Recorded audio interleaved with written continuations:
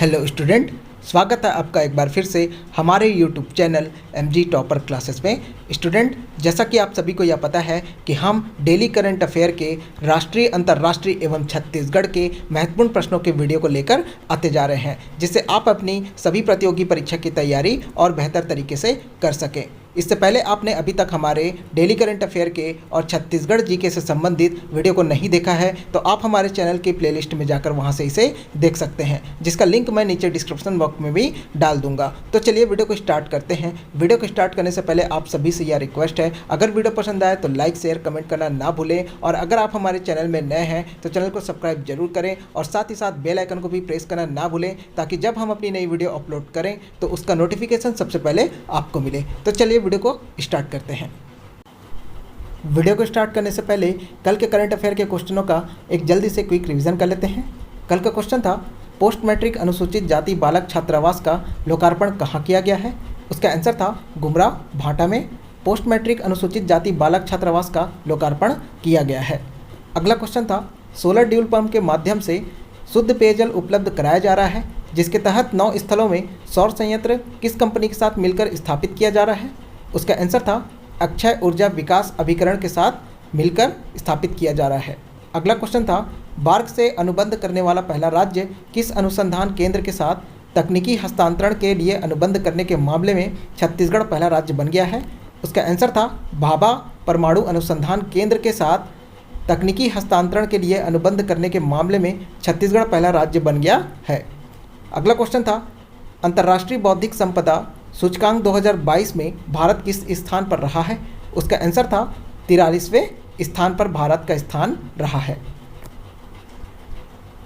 अगला क्वेश्चन था, 27 फरवरी को राष्ट्रीय प्रोटीन दिवस के रूप में मनाया जाता है। पहला राष्ट्रीय प्रोटीन दिवस किस वर्ष मनाया गया? उसका आंसर था 2020 में मनाया गया। अगला क्वेश्चन था, अमेरिका सुप्रीम कोर्ट की पहली अश्वेत महिला जज कौन बनी है? उसका आंसर था केतनजी ब्राउन जैक्सन, जो अमेरिका सुप्रीम कोर्ट की पहली अश्वेत महिला जज बनी है। अगला क्वेश्चन था, निम्न में से किस मंत्रालय ने हाल ही में केंद्रीय मोटर वाहन अधिनियम 1989 के नियम 93 में संशोधन करने के लिए अधिसूचना जारी की है? उसका आंसर था सड़क परिवहन और राजमार्ग मंत्रालय ने हाल ही में केंद्रीय मोटर वाहन नियम 1989 के नियम 93 में संशोधन करने के लिए अधिसूचना जारी की है। अगला क्वेश्चन था, सोफिया बुल्गारिया में 73वां स्टर्जा मेमोरियल बॉक्सिंग टूर्नामेंट भारत की निखत जरीन और नीतू ने कितने किलोग्राम में स्वर्ण पदक जीते हैं? उसका आंसर था निखत जरीन ने 52 किलोग्राम और नीतू ने 48 किलोग्राम स्वर्ण पदक जीते हैं। अगला क्वेश्चन था, the founders the story of PayPal and the entrepreneurs who shaped silicon valley पुस्तक के लेखक कौन है? उसका आंसर था जिमी सोनी इस पुस्तक के लेखक हैं। तो चलिए चलते हैं आज के करंट अफेयर की क्वेश्चनों की ओर। आज के करंट अफेयर में पहला क्वेश्चन है, देसी बीजों के संरक्षण करने पर किसको गीता ग्लोरी अंतर्राष्ट्रीय अवार्ड मिला है? इसका आंसर है किशोर राजपूत को देसी बीजों के संरक्षण करने पर गीता ग्लोरी अंतर्राष्ट्रीय अवार्ड मिला है। चलिए इसके कुछ इंपॉर्टेंट पॉइंट देखते हैं। इंपॉर्टेंट पॉइंट्स हैं, बेमेतरा के नगर पंचायत नवागढ़ के युवा प्रगतिशील किसान किशोर कुमार राजपूत को उनके देसी बीजों के संरक्षण संवर्धन करने के लिए धाराधाम इंटरनेशनल की ओर से गीता ग्लोरी अंतर्राष्ट्रीय अवार्ड से सम्मानित किया गया है। नेक्स्ट है, विश्व में बढ़ रहे जीएम फसलों के बीच देसी बीजों के विलुप्त होने का खतरा पैदा हो गया है। नेक्स्ट है, दलहन तिलहन के साथ साथ विभिन्न खाद्यान्न और सब्जियों के बीजों को बचाने के लिए लंबे समय से मुहिम चला रहे हैं। चलिए अगला क्वेश्चन देखते हैं। क्वेश्चन है, मुख्यमंत्री श्री भूपेश बघेल ने राजिम में लक्ष्मण झूला का किया लोकार्पण कितनी रुपए की लागत से किया गया है? इसका आंसर है 33.12 करोड़ रुपए की लागत से मुख्यमंत्री श्री भूपेश बघेल ने राजिम में लक्ष्मण झूला का लोकार्पण किया है। चलिए इसके कुछ इंपॉर्टेंट पॉइंट देखते हैं। इंपॉर्टेंट पॉइंट्स है, मुख्यमंत्री श्री भूपेश बघेल ने आज राजिम में नवनिर्मित लक्ष्मण झूला सस्पेंशन ब्रिज आम जनता को समर्पित किया है। नेक्स्ट, लक्ष्मण झूले से बढ़ेगी राजिम माघी पुन्नी मेला की भव्यता, पर्यटकों को मिलेगी बेहतर आवागमन की सुविधा भी। नेक्स्ट है, लक्ष्मण झूला 33.12 करोड़ रुपए की लागत से तैयार किया गया है। नेक्स्ट है, धार्मिक और आध्यात्मिक नगरी के रूप में प्रसिद्ध राजिम के लिए लक्ष्मण झूला एक बड़ी सौगात मिली है। चलिए अगला क्वेश्चन देखते हैं। क्वेश्चन है, किस जिले में मुख्यमंत्री भूपेश बघेल ने खमरिया नाला पुल का लोकार्पण किया है? इसका आंसर है दुर्ग जिले में। चलिए इसके कुछ इंपॉर्टेंट पॉइंट देखते हैं। इंपॉर्टेंट पॉइंट्स है, मुख्यमंत्री श्री भूपेश बघेल ने आज दुर्ग जिले के पाटन क्षेत्र के भ्रमण के दौरान लगभग 6 करोड़ रुपए की लागत से खमरिया नाला पर नवनिर्मित पुल का लोकार्पण किया। इस पुल के तैयार हो जाने से आसपास के 25 गांवों की लगभग 50,000 आबादी को 12 मासी आवागमन की सुविधा भी मिलेगी। चलिए अगला क्वेश्चन देखते हैं। क्वेश्चन है, कौन सा भारतीय नौसेना जहाज 27 फरवरी 2022 को विशाखापत्तनम के बंदरगाह शहर से औपचारिक रूप से संबद्ध हो गया है? इसका आंसर है INS विशाखापट्टनम। चलिए इसके कुछ इंपॉर्टेंट पॉइंट देखते हैं। इंपॉर्टेंट पॉइंट्स है, स्वदेशी रूप से निर्मित स्टील गाइडेड मिसाइल विध्वंस INS विशाखापट्टनम को औपचारिक रूप से 27 फरवरी 2022 को विशाखापट्टनम के बंदरगाह शहर से संबद्ध किया गया था। नेक्स्ट, यह कार्यक्रम चल रहे बहुपक्षीय समुद्री अभ्यास मिलन 2022 के मौके पर आयोजित किया गया था। नेक्स्ट, INS विशाखापट्टनम को दिसंबर 2021 में नौसेना में शामिल किया गया था। नेक्स्ट, प्रोजेक्ट 75 यार्ड 11,879 की 5वीं पनडुब्बी भारतीय नौसेना के कलवरी वर्ग ने 1 फरवरी 2022 को अपना समुद्री परीक्षण शुरू किया गया था। नेक्स्ट, पनडुब्बी को नवंबर 2020 में मझगांव डाक शिप बिल्डर्स लिमिटेड MDL के कान्होजी आंग्रे वेट बेसिन ने लॉन्च किया गया था। नेक्स्ट है, कमीशनिंग के बाद पनडुब्बी का नाम वागीर रखा जाएगा। चलिए अगला क्वेश्चन देखते हैं। क्वेश्चन है, किसने फरवरी 2022 में मैक्सिको के अकापुल्को में आयोजित मैक्सिकन ओपन जीता है? इसका आंसर है राफेल नडाल। चलिए इसके कुछ इंपॉर्टेंट पॉइंट देखते हैं। इंपॉर्टेंट पॉइंट्स है, Australian open champion Rafael Nadal ने 26 फरवरी 2022 को अकापुल्को में अपना चौथा खिताब जीता है। नेक्स्ट, उन्होंने ATP 500 इवेंट के फाइनल में कैमरन नोरी को हराकर 6-46-4 जीत हासिल की है। नेक्स्ट है, नडाल ने पहली बार 2005 में खिताब जीता था और 2013 और 2020 में फिर से खिताब अपने नाम किया है। नेक्स्ट है, नडाल अब हमवतन डेविड फेरर और ऑस्ट्रिया के थॉमस मास्टर के साथ सर्वाधिक अकापुल्को के खिताब के बराबरी पर है। नेक्स्ट है, स्पेन के राफेल नडाल ने 30 जनवरी 2022 को ऑस्ट्रेलियन ओपन पुरुष एकल का फाइनल भी जीता है। नेक्स्ट है, इस जीत के साथ राफेल 21 ग्रैंड स्लैम खिताब जीतने वाले पहले व्यक्ति बन गए हैं। नेक्स्ट है, उन्होंने यह खिताब जीतकर रोजर फेडरर और नोवाक जोकोविच को पछाड़ दिया है। चलिए अगला क्वेश्चन देखते हैं।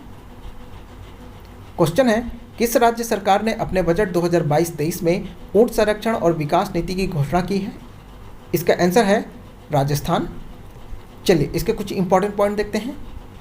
इंपॉर्टेंट पॉइंट्स है, राजस्थान में ऊँटों की घटती संख्या को देखते हुए राज्य सरकार ने अपने बजट 2022-23 में ऊँट संरक्षण और विकास नीति की घोषणा की है। नेक्स्ट, मुख्यमंत्री अशोक गहलोत ने राज्य पशु के पालन संरक्षण और समग्र विकास के लिए नई नीति के तहत अगले वित्तीय वर्ष में 10 करोड़ रुपए का बजट प्रस्तावित किया गया है। नेक्स्ट है, राजस्थान सरकार ने वर्ष 2014 में ऊँट को राज्य पशु घोषित किया गया था। चलिए अगला क्वेश्चन देखते हैं। क्वेश्चन है, फरवरी 2022 में किसे 3 साल की अवधि के लिए सेबी का नया अध्यक्ष नियुक्त किया गया है? इसका आंसर है माधवीपुरी बुच को फरवरी 2022 में 3 साल की अवधि के लिए सेबी का नया अध्यक्ष नियुक्त किया गया है। चलिए इसके कुछ इंपॉर्टेंट पॉइंट देखते हैं।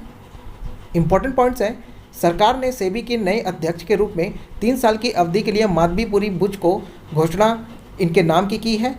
बुच सेबी के पूर्व पूर्णकालिक सदस्य हैं। नेक्स्ट है, वह अजय त्यागी का स्थान लेंगी जिनका 5 साल का कार्यकाल फरवरी 2022 में समाप्त हो रहा है। नेक्स्ट है, पहली बार सेबी में किसी महत्वपूर्ण पद के लिए किसी महिला और निजी क्षेत्र की व्यक्ति को भी चुना गया है।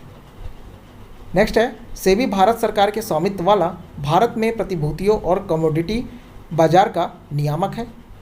नेक्स्ट है, इसकी स्थापना 12 अप्रैल 1992 को हुई थी। इसका मुख्यालय मुंबई में है। चलिए अगला क्वेश्चन देखते हैं।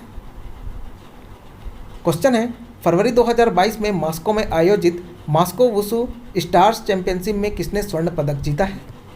इसका आंसर है सादिया तारिक ने फरवरी 2022 में मॉस्को में आयोजित मॉस्को वुशु स्टार्स चैंपियनशिप में स्वर्ण पदक जीता है। चलिए इसके कुछ इंपॉर्टेंट पॉइंट देखते हैं। इंपॉर्टेंट पॉइंट्स है, भारत की सादिया तारिक ने 22 से 28 फरवरी 2022 के बीच मॉस्को में आयोजित मॉस्को वुशु स्टार्स चैंपियनशिप में स्वर्ण पदक जीता है। नेक्स्ट, श्रीनगर की रहने वाली Sadia Tariq junior national wushu championship में 2 बार की गोल्ड मेडलिस्ट भी हैं। नेक्स्ट, उन्होंने हाल ही में लवली प्रोफेशनल यूनिवर्सिटी जालंधर में 20वीं जूनियर नेशनल वुशु चैंपियनशिप में स्वर्ण पदक हासिल किया था। चलिए अगला क्वेश्चन देखते हैं। क्वेश्चन है, संस्कृति मंत्रालय द्वारा भारतीय मंदिर वास्तुकला देवायतनम सम्मेलन का उद्घाटन कहाँ पर किया गया है? इसका आंसर है हम्पी, कर्नाटक में। चलिए इसके कुछ इंपॉर्टेंट पॉइंट देखते हैं। इंपॉर्टेंट पॉइंट्स है, केंद्रीय संस्कृति पर्यटन मंत्री जी किशन रेड्डी ने हम्पी, कर्नाटक में भारतीय मंदिर वास्तुकला देवायतनम सम्मेलन का उद्घाटन किया है। इसके उद्देश्य हैं मंदिर के दार्शनिक, धार्मिक, सामाजिक, आर्थिक, तकनीकी, वैज्ञानिक, कला और स्थापत्य पहलुओं पर विचार विमर्श करना इसका उद्देश्य है। स्टूडेंट, कल हमने आप सभी से कुछ महत्वपूर्ण क्वेश्चन पूछे थे। वह क्वेश्चन था, श्री नारायण राणे ने हाल ही में किस राज्य के सिंधुदुर्ग में MSME प्रौद्योगिकी केंद्र की स्थापना की घोषणा की है? उसका आंसर था महाराष्ट्र राज्य ने। इंपॉर्टेंट पॉइंट्स है, केंद्रीय सूक्ष्म, लघु और मध्यम उद्यम मंत्री श्री नारायण राणे ने हाल ही में महाराष्ट्र के सिंधुदुर्ग में 200 करोड़ रुपए की लागत के MSME प्रौद्योगिकी केंद्र की स्थापना की घोषणा की है। यह केंद्र MSME को उनके बीच प्रतिस्पर्धा बढ़ाने के साथ साथ बेरोजगार युवाओं को उनकी रोजगार क्षमता बढ़ाने में भी मदद करेगा। अगला क्वेश्चन था, भारत रेलवे के लिए किस राज्य के बीना में भारतीय रेलवे का पहला सौर ऊर्जा संयंत्र लॉन्च किया गया है? इसका आंसर है मध्य प्रदेश में। इंपॉर्टेंट पॉइंट्स है, मध्य प्रदेश राज्य के बीना में भारत रेलवे के लिए भारत हेवी इलेक्ट्रिकल्स लिमिटेड द्वारा 1.7 मेगावाट और फोटोवोल्टिक संयंत्र चालू किया गया है, जो कि भारतीय रेलवे का पहला और ऊर्जा संयंत्र है, जिसके द्वारा भारतीय रेलवे के ट्रैक्शन सिस्टम को बिजली सीधे सप्लाई की जाएगी। यह ऊर्जा संयंत्र 10 करोड़ से अधिक के क्षेत्र में फैला हुआ है। अगला क्वेश्चन था, स्टैंडर्ड चार्टर्ड ने एयरलाइन उद्योग के भुगतान मंच के लिए प्लेटफॉर्म लॉन्च करने के लिए किसके साथ समझौता किया है? आंसर है बेंगलुरु।